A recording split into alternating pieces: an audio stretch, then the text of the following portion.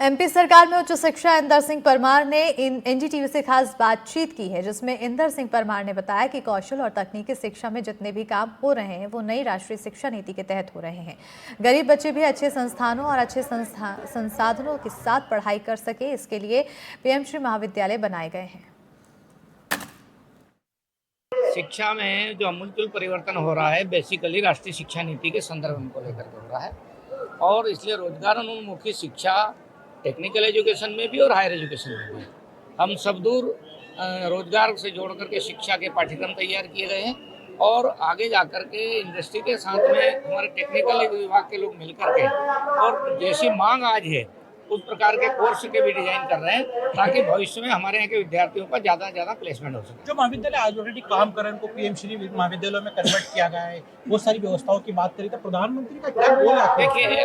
हमारे देश के प्रधानमंत्री वो गरीब से गरीब व्यक्ति के बेटे बेटियों के सपनों को साकार करने का संकल्प लिया है और उसको राष्ट्रीय शिक्षा नीति के साथ जोड़ा है। इसलिए गरीब का बेटा बेटी भी अच्छे संस्थानों के साथ में, अच्छे बिल्डिंग के साथ में, अच्छे संकाय के साथ में, फैकल्टी के साथ में विद्यार्थी पढ़ सके और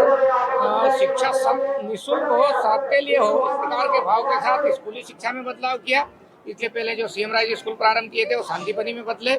हमने इसी प्रकार से हमारे मुख्यमंत्री मोहन यादव जी ने पीएम एक्सलेंस जो कॉलेज स्थापित किए हैं जिले में एक, वो भी उसी भाव के साथ किए कि हमारे विद्यार्थी गरीब का बेटा भी अच्छे कॉलेज में, अच्छे संसाधनों वाले कॉलेज में पढ़ सके ताकि उनके मन का जो संकल्प है वो पूरा कर सके। सर, उद्देश्य बहुत पवित्र है लेकिन एक ड्रॉबैक भी जो best facilities PM Shri colleges में अवेलेबल कराई वो निश्चित रूप से बराबर सब विद्यार्थियों को नहीं मिल रही। और देखिए, कहना है कि जो फीस है जो विद्यार्थी इसका लाभ नहीं ले रहे उनसे भी वसूला जा रहा है। सर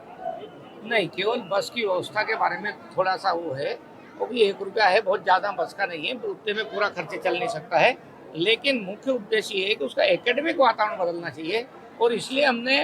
अभी जो भर्ती अभियान हमारा चल रहा है, लगातार भर्ती कर रहे हैं। इसी वर्ष हमें भी अक्टूबर महीने तक हम लगभग 1700-1800 हमारे जो साक्षात्कार हो चुका है ऐसे शिक्षक है उनका हम नियुक्ति कर देंगे और विषय विशेषज्ञ उसमें दे रहे हैं। दूसरा, अभी और जिनका हमने इंटरव्यू होने वाला है वो इंटरव्यू होगा तो और हम इस वर्ष के अंतिम तक हम लगभग 2000 को और भर्ती कर देंगे, यानी इस साल ही हम 4000 पदों की भर्ती कर देंगे। फिर बहुत कम खाली बचेंगे क्योंकि हमारे पास एक इशू बड़ा जो है अतिथि विद्वान हमारे पास बड़ी संख्या में, जो कोई 55 साल का हो गया, कोई 50 साल का हो गया है, उनको सुरक्षित रखते हुए लगभग हम 2-3 साल में सभी भर्तियां पूरी कर देंगे। अभी तक नहीं किया, लंबी सर्विस काल हो गया। रेगुलर तो कर नहीं सकते लेकिन उनको एक व्यवस्था के तहत उनको बाहर नहीं करेंगे। तो निश्चित तौर पे एक जो चिंता दर्शाई जा रही है कि उच्च शिक्षा के मामले में जो प्रदेश सरकार के साथ साथ केंद्र सरकार की जो स्कीम है वो उनको लगाया जा रहा है और उद्देश्य यही है कि जो आम विद्यार्थी है उनको अच्छा शैक्षणिक वातावरण मिल सके, एजुकेशन क्वालिटी का मिल सके ताकि एक अच्छा भविष्य, अच्छा प्रदेश, अच्छा देश निर्माण हो जाए। आगर मालवा से कैमरा सहयोगी सुमित जादव के साथ जफर मुल्तानी, एनडीटीवी।